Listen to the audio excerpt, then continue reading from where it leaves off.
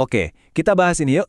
Kalau kamu sering main media sosial, pasti ngerasa deh, kayaknya ada dua kubu pandangan soal masa depan Indonesia. Yang satu pesimis banget, yang satu lagi, kok malah super optimis? Jadi, yang bener yang mana nih? Pasti sering banget kan lihat sentimen kayak gini, tagar Indonesia gelap atau celetukan kabur aja dulu tuh kayaknya ada di mana-mana. Dan jujur aja ini wajar banget loh. Rasa cemas soal susah cari kerja, gaji yang rasanya nggak ngejar inflasi, itu semua kekhawatiran yang beneran ada dan kita semua rasain. Tapi pertanyaan utamanya jadi gini, apa iya ninggalin negara ini tuh satu-satunya jalan buat sukses?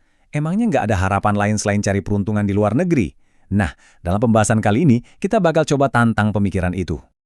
Sebelum kita lanjut lebih jauh, penting banget buat lihat gambaran besarnya. Kesulitan ekonomi kayak gini tuh sebenarnya bukan cuma terjadi di Indonesia.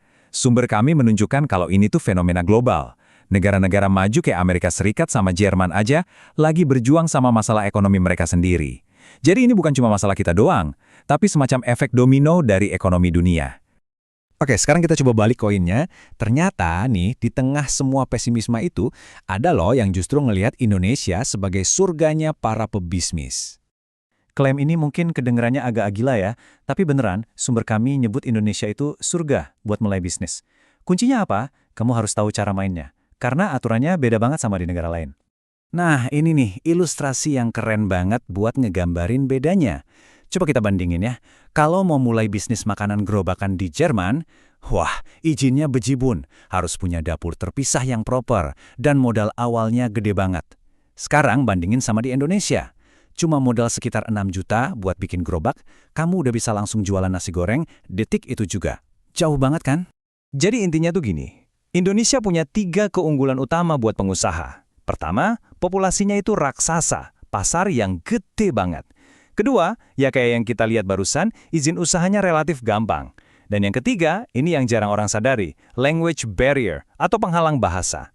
Justru karena nggak semua orang fasih bahasa Inggris, kamu bisa ambil ide atau konten dari luar, terus kamu terjemahin dan sesuaikan. Boom, jadi peluang baru. Terus, gimana caranya kita manfaatin surga ini?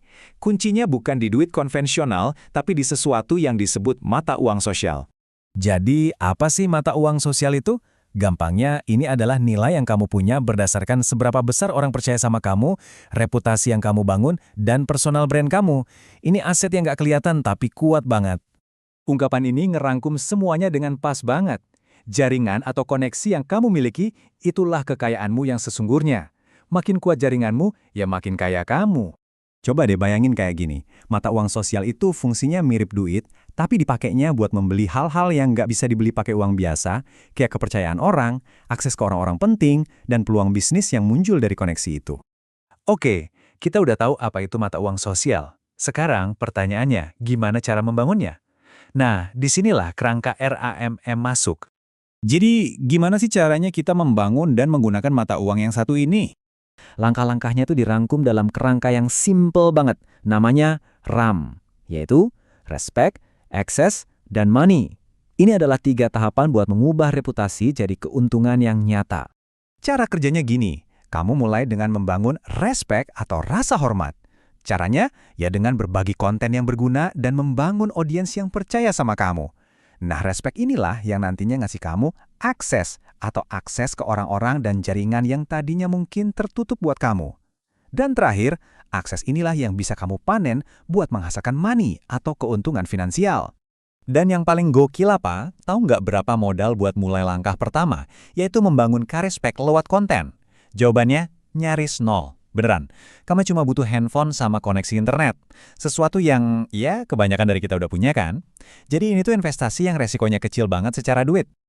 Nah, bagian terakhir, mari kita bahas soal mindset yang penting banget. Ini bukan soal passion, tapi soal pragmatisme.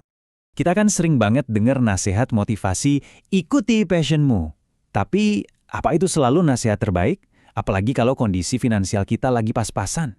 Sumber kami ngasih nasihat yang jujur dan membumi banget. Prioritaskan buat penuhi kebutuhan dasar dulu. Beresin dulu kondisi finansial kamu dengan ngasih nilai yang emang dibutuhin pasar. Nanti kalau perut udah aman, baru deh mikirin proyek-proyek impian. Jadi strateginya gini, daripada ngejar hobi yang belum tentu ngasilin, mending fokus belajar skill yang emang lagi dicari di pasar. Begitu kamu udah stabil secara keuangan, kamu bakal punya kebebasan dan sumber daya buat ngejar passion kamu itu, tanpa ada tekanan harus buru-buru jadi duit. Saya mau tutup pembahasan ini dengan kutipan yang kuat banget. Ini pengingat buat kita semua, kalau mimpi itu bukan cuma buat yang angan-anganin pas tidur, tapi buat diwujudkan lewat tindakan nyata pas kita lagi melek. Jadi setelah melihat semua ini, pertanyaannya balik lagi ke kamu.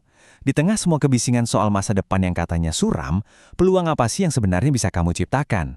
Apa yang akan kamu bangun dengan mata uang sosialmu?